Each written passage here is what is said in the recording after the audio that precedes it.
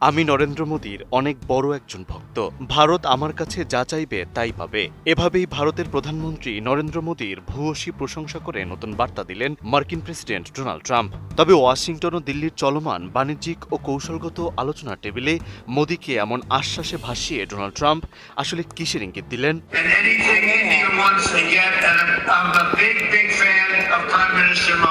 Ukraine যুদ্ধ থেকে শুরু করে মধ্যপ্রাচ্যের সংঘাত, সব জায়গায় মার্কিন নিষেধাজ্ঞায় অস্থির। ঠিক তখনই বৈশ্বিক কূটনীতিতে নতুন করে আলোচনায় এসেছে মোদি ট্রাম্পের গভীর ব্যক্তিগত রসায়ন। গত 24শে মে দিল্লিতে আয়োজিত এক বিশেষ কূটনৈতিক অনুষ্ঠানে ওয়াশিংটন থেকে সরাসরি ফোনে যুক্ত হন মার্কিন প্রেসিডেন্ট ডোনাল্ড ট্রাম্প। অনুষ্ঠানের বিশাল পর্দায় ফোন কলে তিনি যখন বলেন তিনি নরেন্দ্র মোদীর অনেক বড় একজন ভক্ত এবং ভারত যা চাইবে তাই পাবে, তখন থেকেই এই নিয়ে শুরু হয়েছে নতুন রাজনৈতিক ও কৌশলগত আলোচনা।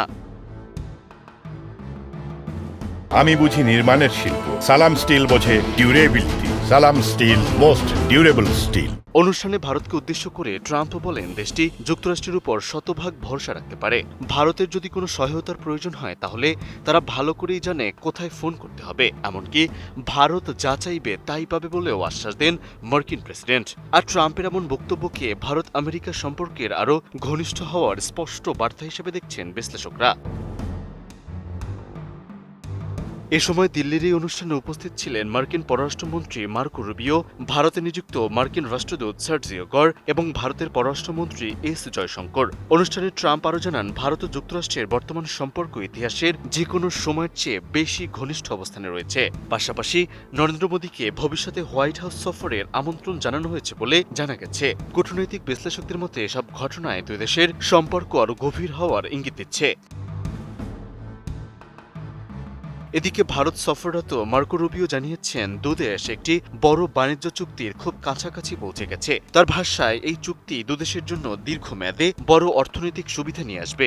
এছাড়া প্রতিরক্ষা সহযোগিতা, জ্বালানি নিরাপত্তা, গুরুত্বপূর্ণ খনিজ সম্পদ এবং সামরিক প্রযুক্তি নিয়েও বিস্তারিত আলোচনা হয়েছে বলে জানিয়েছে দুপক্ষ। অর্থাৎ শুধু রাজনৈতিক সম্পর্ক নয়, অর্থনৈতিক ও সামরিক সম্পর্ক আরও শক্তিশালী করার চেষ্টা চলছে। মেহেদী হাসান, এটিএন নিউজ।